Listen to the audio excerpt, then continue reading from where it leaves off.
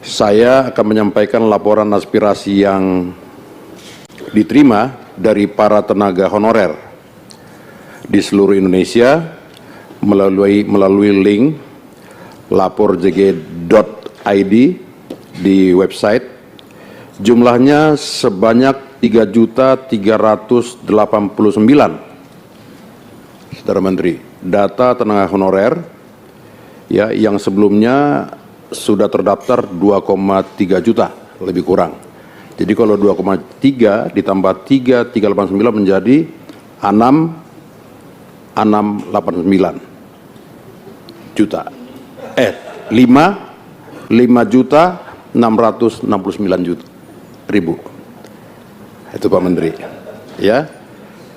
Umumnya mereka mengeluhkan yang pertama, data mereka yang tidak terdaftar sebagai tenaga honorer yang akan diangkat menjadi P3K, sementara mayoritas mereka ini telah mengabdi selama puluhan tahun. Yang kedua, para tenaga honorer ini juga sangat khawatir bahwa data mereka akan diganti dengan tenaga honorer titipan dan fiktif. Ya, seperti yang sudah terjadi pada beberapa daerah. Jadi mestinya nama A, memang nama A, tetapi diganti orang lain dengan masa kerja sudah puluhan tahun, padahal dia tidak pernah menjadi tenaga honorer, Saudara Menteri. Itu fakta di lapangan, itu bisa di-cross-check juga kepada kepala daerah. Oleh karena itu, di dalam flash disk ini, kami akan serahkan kepada Saudara Menteri, turut dilampirkan data lengkap, identitas serta instansi dan lama pengabdian saudara kita para tenaga honorer.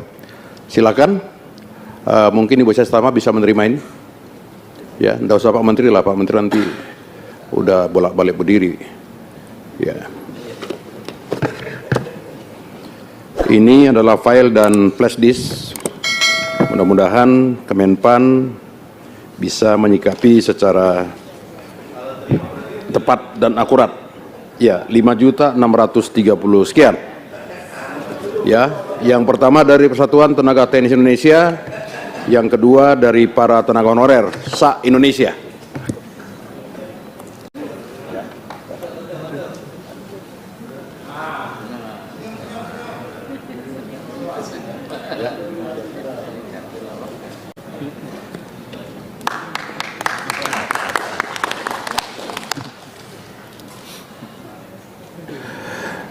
Para teman-teman honorer, kita sudah mendengarkan cuplikan pengungkapan data tenaga honorer yang 5,6 juta.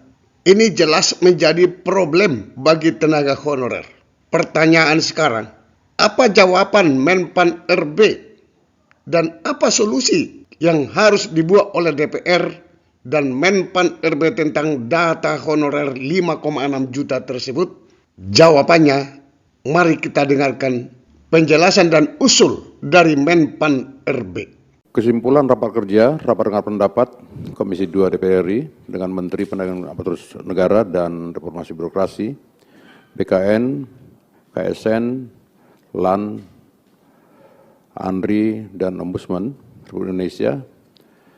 1. Komisi 2 DPR RI menyetujui pagu anggaran Kementerian Pendaya-gunaan Aparatur Negara dan Reformasi Birokrasi tahun 2024 sebesar 463.382.824.000 rupiah. Sudah termasuk pagu anggaran untuk Komisi Aparatur Sipil Negara atau KSN sebesar 88.935.718.000 rupiah dan penambahan anggaran hasil pembahasan di Badan Anggaran DPR RI untuk kenaikan gaji sebesar 3.259.082.000 rupiah. Komisi 2 DPR RI menyetujui usulan tambahan anggaran tersebut dan meminta kepada Badan Anggaran DPR RI untuk menambahkannya ke dalam pagu alokasi anggaran atau pagu definitif tahun anggaran 2024 pada masing-masing kementerian lembaga tersebut melalui pembahasan di Badan Anggaran DPR RI. Setuju Pak ya, Pak Menteri? Demikian. Izin Pak. Ya. Tambahan. Tadi kan banyak data yang ada merasa dirugikan tidak dimasukkan datanya di data honorer, seperti yang Bapak sampaikan ke kami. Izin, tadi mohon maaf, kalau bisa dimasukkan bahwa BPKP mengaudit terhadap data-data yang masuk ke kementerian untuk melakukan verifikasi dan validasi. Sehingga nanti tidak ada yang dirugikan bagi mereka yang masuk atau yang tidak masuk. Oke, Pak Menteri, kita masukkan di satu poin. Iya.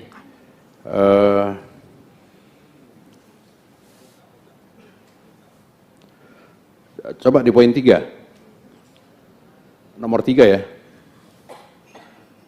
Bisa. Pak Lek rumusannya. Jadi nomor 3 jadi 4, seterusnya 5, 6, 7. Iya.